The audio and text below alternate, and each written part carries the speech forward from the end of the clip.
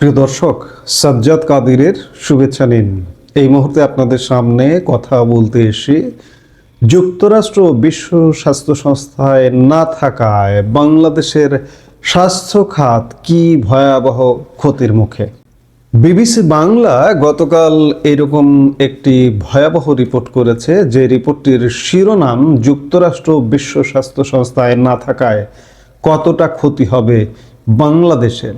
আজকে বাংলাদেশের স্বাস্থ্য ব্যবস্থার কথা যদি বলেন, এটি মূলত গড়েই উঠেছে, এর ভিত্তিভূমি গড়ে উঠেছে বিশ্ব স্বাস্থ্য সংস্থার আর্থিক সহায়তায়।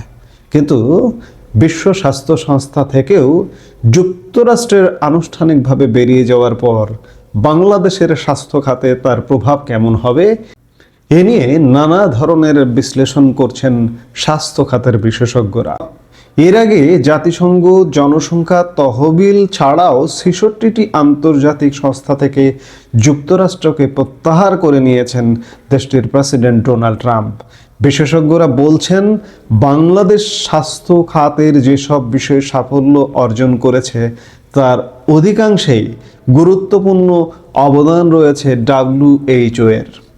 তবে যুক্তরাষ্ট্র সংস্থাটি থেকে সরে যাওয়ার আনুষ্ঠানিকতা শেষ হওয়ার আগেই বাংলাদেশে সংস্থাটির কার্যক্রম কাটছাঁট হওয়া শুরু হয়েছে।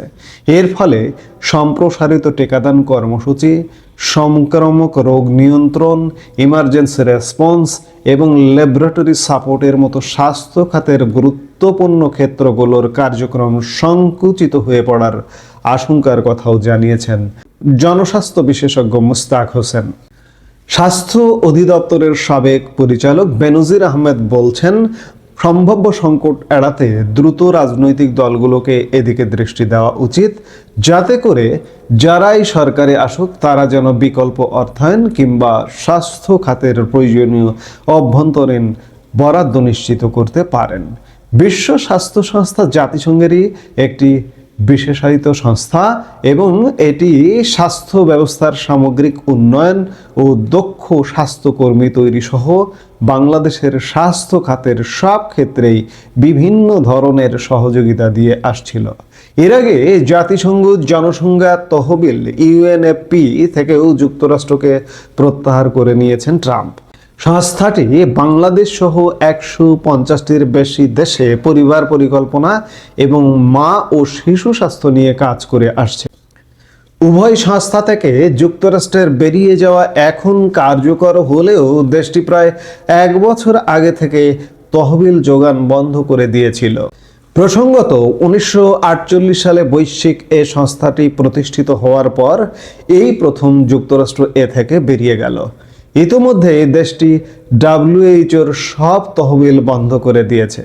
তবে বাংলাদেশের শরণার্থী শিবিরে থাকা রোহিঙ্গাদের জন্য স্বাস্থ্য খাতের প্রয়োজনীয় সহায়তা অব্যাহত রাখার ঘোষণা দিয়েছে যুক্তরাষ্ট্র।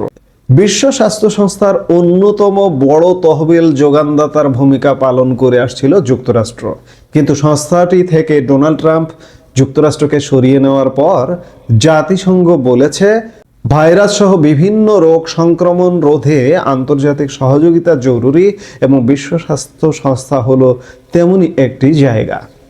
WHO এর প্রধান তেদ্রোস আধানম গেব্রিয়েসাস ইতিমধ্যেই বলেছেন, যুক্তরাষ্ট্র সদস্যপদ বাতিল করলে তহবিল সংকটে পড়বে বিশ্ব স্বাস্থ্য সংস্থা। আর এ ঘাটতি মোকাবেলা করতে ইতিমধ্যে বেশ কিছু কার্যক্রম বন্ধ করা হয়েছে বলেও জানিয়েছেন তিনি। মুস্তাক হোসেন বলছেন, বাংলাদেশের জনস্বাস্থ্যের সব বিষয়ের সাথেই বিশ্ব স্বাস্থ্য সংস্থা সম্পৃক্ত এবং অর্থায়ন থেকে শুরু করে গবেষণা সহায়তা পর্যন্ত সব ধাপেই তাদের সহায়তা পেয়ে অনেকগুলো ক্ষেত্রেই সফল হয়েছে বাংলাদেশের স্বাস্থ্য খাত। ফলে এখন যুক্তরাষ্ট্রের তহবিল বন্ধ হয়ে গেলে এবং বিশ্ব স্বাস্থ্য সংস্থার কর্মসূচি বা সহায়তা বাংলাদেশে কমে গেলে তার নেতিবাচক প্রভাবের আশঙ্কা আছে অনেকের মধ্যে। গত বছরের অক্টোবরে বাংলাদেশে প্রায় 5 কোটি শিশুকে বিনামূল্যে টাইফয়েডের টিকা দেওয়া হয়েছে। তাতেও বড় ভূমিকা ছিল জাতিসংঘের এই সংস্থাটির। টাইফয়েড প্রতিরোধী এই টিকাটি বাংলাদেশ পেয়েছিল বিশ্ব স্বাস্থ্য সংস্থার সহায়তায় আন্তর্জাতিক ভ্যাকসিন সহায়তা সংস্থা গ্যাভির মাধ্যমে। এর আগে 2023 সালে বাংলাদেশ সরকার UNICEF, the vaccine alliance, Gavie ও বিশ্ব স্বাস্থ্য সংস্থার সহায়তায় জরায়ুমুখ ক্যান্সারের অন্যতম কারণ হিউম্যান প্যাপিলোমা ভাইরাস এর প্রতিষেধক টিকাদান কর্মসূচি শুরু করেছিল। তখন 10 থেকে 14 বছর বয়সী শিশুসহ প্রায় 1 কোটিরও বেশি মেয়েকে বিনামূল্যে এই এইচপিভি টিকা দেওয়ার কর্মসূচি নেওয়া হয়েছিল। এছাড়া বৈশ্বিক এই সংস্থাটি কোভিড মহামারীর সময়ে বাংলাদেশকে অল্প সময়ের মধ্যে ভ্যাকসিন পাওয়ার ক্ষেত্রে গুরুত্বপূর্ণ সহযোগিতা করেছিল। পাশাপাশি এ ধরনের মহামারীতে করণীয় সম্পর্কে নির্দেশনা তৈরির ক্ষেত্রেও এর ভূমিকা ছিল বলে জানান স্বাস্থ্য বিশেষজ্ঞরা। বিশেষ করে এর মহামারী ইনফ্লুয়েঞ্জা প্রিপেয়ার্ডনেস প্রোগ্রাম বাংলাদেশকে এ বিষয়ে দক্ষতা বাড়ানোয় সহায়তা করে, যা কোভিড পরিস্থিতি মোকাবেলায় কাজে লেগেছে বলে জানান মুস্তাক হোসেন। মহামারী বা রোগ সম্পর্কে গাইডলাইন, উপকরণ ও পরিকল্পনা, এমনকি জাতীয় নীতিমালা প্রণয়নে বিশ্ব স্বাস্থ্য সংস্থার কাছ থেকে উপকৃত হয়েছে বাংলাদেশ। বিবিসি বাংলাকে বলছিলেন তিনি। বাংলাদেশের স্বাস্থ্য বিভাগের পক্ষ থেকে 2025 সালের শুরুতে সংক্রামক ও অসংক্রামক ব্যাধি প্রতিরোধ, ভ্যাকসিন প্লান্ট স্থাপন ও ভ্যাকসিন তৈরি, ঔষধ প্রশাসন অধিদপ্তরের সক্ষমতা বৃদ্ধি, কমিউনিটি ক্লিনিককে জনস্বাস্থ্য সেবার মূল কেন্দ্রে রেখে 2030 সালের মধ্যে বাংলাদেশে সার্বজনীন স্বাস্থ্য সুরক্ষা ও টেকসই উন্নয়ন অভিষ্ট অর্জনের জন্য স্বাস্থ্য খাতে বিশ্ব স্বাস্থ্য সংস্থার আরও সহায়তা চাওয়া হয়েছিল। এর আগে বাংলাদেশের অন্যতম সফল স্বাস্থ্য বিষয়ক কর্মসূচি হিসেবে পরিচিত সম্প্রসারিত টিকাদান কর্মসূচির আওতায় বাংলাদেশ থেকে পোলিও, ফাইলেরিয়া ও কালাজার নির্মূলে কারিগরি সহায়তা দেওয়া ছাড়াও বিশ্ব স্বাস্থ্য সংস্থা হাম, কনজেন্টিনাল রুবেলা সিন্ড্রোম নির্মূলের জন্য টিকাদান কর্মসূচিতে সহায়তা দিয়ে আসছিল। ফাইলেরিয়াসিস ও কালাজ্বর বাংলাদেশ থেকে দূর হয়েছে বলে বিশ্ব স্বাস্থ্য সংস্থা বাংলাদেশকে সনদ দিয়েছে এবং টিবি গভর্নেন্স সার্ভে এবং মিজেলস কেস ফ্যাটালিটি স্টাডিতে সহায়তা করেছে। অর্থাৎ কয়েক দশক ধরেই বাংলাদেশ ম্যালেরিয়া, যক্ষ্মা, ফাইলেরিয়া, নিপা, বার্ড ফ্লু, অসংক্রামক ব্যাধি, মাতৃ স্বাস্থ্য, শিশু স্বাস্থ্য, পয়জনিং, মেডিকেল এডুকেশন সহ বিভিন্ন বিষয়ে কারিগরি সহায়তা পেয়ে আসছে বিশ্ব স্বাস্থ্য সংস্থার কাছ থেকে। প্রায় 50 বছর ধরে বাংলাদেশের স্বাস্থ্য বিষয়ক সাফল্যগুলোতে এই সংস্থাটির ভূমিকা আছে।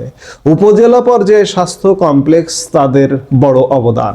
যেসব রোগ নির্মূল হয়েছে কিংবা নির্মূলের পথে, সেগুলোকে কেন্দ্র করে নেওয়া কর্মসূচি এখন তহবিলের কারণে ক্ষতিগ্রস্ত হলে এসব রোগ ফিরে আসার আশঙ্কার পথ তৈরি হতে পারে। বিবিসি বাংলাকে বলছিলেন স্বাস্থ্য বিভাগের সাবেক পরিচালক বেনজির আহমেদ। মোস্তাক হোসেন বলছেন, যুক্তরাষ্ট্রের তহবিল কমে এর প্রভাব এরই মধ্যে বাংলাদেশে দেখা যাচ্ছে এবং বিশ্ব স্বাস্থ্য সংস্থার কার্যক্রম সংকুচিত হলে পাবলিক হেলথ, ইমার্জেন্সি রেসপন্স ও ল্যাবরেটরি সাপোর্ট ক্ষতিগ্রস্ত হবে, যা বাংলাদেশের স্বাস্থ্য খাতের জন্য গুরুত্বপূর্ণ। জরুরি জনস্বাস্থ্যের সব খাতেই অর্থ কমে যাচ্ছে। সম্প্রসারিত টিকাদান, রোগ নিয়ন্ত্রণ ও রোগ গবেষণার বাজেট কাটছাট হচ্ছে, যা চিন্তার বিষয় হবে বাংলাদেশের জন্য। বিবিসি বাংলাকে বলছেন মিস্টার হোসেন। বিশ্লেষকরা বলছেন, রাজনৈতিক দলগুলোর এখনই এ বিষয়ে দৃষ্টি দেওয়া জরুরি, যাতে করে নতুন সরকার স্বাস্থ্য খাতের অভ্যন্তরীণ বরাদ্দ বাড়িয়ে WHO থেকে যুক্তরাষ্ট্রের সরে যাওয়া সংক্রান্ত কারণে সৃষ্ট সংকটময় পরিস্থিতি মোকাবেলার পাশাপাশি স্বল্প ও দীর্ঘমেয়াদী পরিকল্পনা নিতে পারে। প্রসঙ্গত, গত বছর দ্বিতীয় মেয়াদে ক্ষমতা গ্রহণের পর হোয়াইট হাউসে প্রথম দিনই বিশ্ব স্বাস্থ্য সংস্থা থেকে বের হয়ে যাওয়ার জন্য নির্বাহী আদেশে সই করেছিলেন ট্রাম্প, যা বিভিন্ন আইনি প্রক্রিয়া শেষে প্রায় 1 বছর পর এটি কার্যকর হলো। গত বৃহস্পতিবার যুক্তরাষ্ট্রের স্বাস্থ্য ও মানব সেবা বিভাগ এবং পররাষ্ট্র দপ্তর বলেছে ইতিমধ্যেই প্রক্রিয়াটি সম্পন্ন হয়েছে। অর্থাৎ এই যে 2026-এর জানুয়ারি মাস থেকেই যুক্তরাষ্ট্র আর বিশ্ব স্বাস্থ্য সংস্থার সাথে নেই। যদিও যুক্তরাষ্ট্র বলেছে রোগ পর্যবেক্ষণ, রোগ নির্ণয় ও প্রাদুর্ভাব মোকাবেলায় যুক্তরাষ্ট্রের কাজ চালিয়ে যাওয়ার পরিকল্পনা রয়েছে। যুক্তরাষ্ট্র বলছে যে তাদের কাজ চালিয়ে যাওয়ার পরিকল্পনা রয়েছে, কিন্তু সত্যিকার অর্থে আনুষ্ঠানিকভাবে স্বাক্ষরিত পত্রের মাধ্যমে, নির্বাহী আদেশের মাধ্যমে ইতিমধ্যে যুক্তরাষ্ট্র বিশ্ব স্বাস্থ্য সংস্থার যে বড়, বিশ্বের সবচেয়ে বড় দাতা, সেই দাতার জায়গায় আর নেই। দাতার জায়গায় নেই, কিন্তু তারা বলছে যে পর্যবেক্ষণ, রোগ নির্ণয়, প্রাদুর্ভাব মোকাবেলায় যুক্তরাষ্ট্র কাজ করে যাবে। এখন দেখার বিষয় আসলে কাজ করে কিনা। আর কাজ যদি না করে, শুধু বাংলাদেশ না, এই যে বাংলাদেশের মতো যে দেশগুলো আছে পৃথিবীর দারিদ্র পীড়িত, শুধুমাত্র সাহায্য নির্ভর, সাহায্যের দিকে তাকিয়ে থাকা, নিজে স্বয়ংসম্পূর্ণ না হওয়া সেই দেশগুলোর জন্য এক মহা বিপদ ডেকে আনলো। এটি শুধু বাংলাদেশ বলা যাবে না, বাংলাদেশ সহ আফ্রিকার দারিদ্র পীড়িত দেশ এবং এশিয়ার বিভিন্ন দারিদ্র পীড়িত যে দেশগুলো, সেগুলোর জন্য স্বাস্থ্যখাতে এক ভয়াবহ বিপর্যয় নেমে আসতে পারে বলেই বিশেষজ্ঞরা মনে করছেন। এই মুহূর্তে এ পর্যন্তই। সবাই ভালো থাকুন, সুস্থ থাকুন। আমাদের ভিডিওগুলো নিয়মিত পেতে সাবস্ক্রাইব করুন Sajjad Kadir and the legends YouTube channel এবং লাইক, কমেন্ট, শেয়ার করে সাথে থাকুন।